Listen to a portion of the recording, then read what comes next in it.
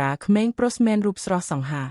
នៅក្នុងភូមិតូចមួយដែលស្ថិតនៅជិតជើងភ្នំមានក្មេងប្រុសម្នាក់ឈ្មោះច័ន្ទមករាគាត់មានរូបធំលំពណ៌ស្វាយដ៏ស្រស់ស្អាតភ្នែកភ្លឺដូចផ្កាយព្រឹកតែជីវិតរបស់គាត់មិនងាយស្រួលឡើយឪពុករបស់គាត់បានទទួលមរណភាពពីយូរយារណាស់មកហើយទុកគាត់នឹងម្ដាយឈ្មោះសន្សំនិងលោកយាយដែលមានវ័យចំណាស់ឈ្មោះជីណូ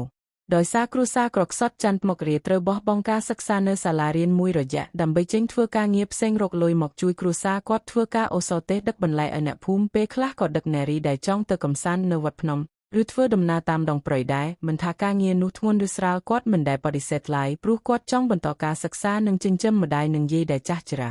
ទោះបីជាច័ន្ទមករាពូកែតស៊ូមិនខ្លាចការងារយ៉ាងណាក៏ដោយក៏មានមនុស្សខ្លះមើលងាយដៀថាគាត់គ្រាន់តែជាក្មេងអូសរទេសមិនមានអនាគតពួកគេនិយាយថា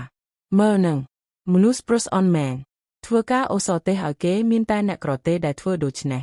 ច័ន្ទមករាច្រើនដងតែគាត់មិនខឹងគ្រាន់តែញឹមនិងបន្តធ្វើការងារដោយភាពស្មោះត្រង់គាត់តែងនិយាយទៅកាន់ម្ដាយថា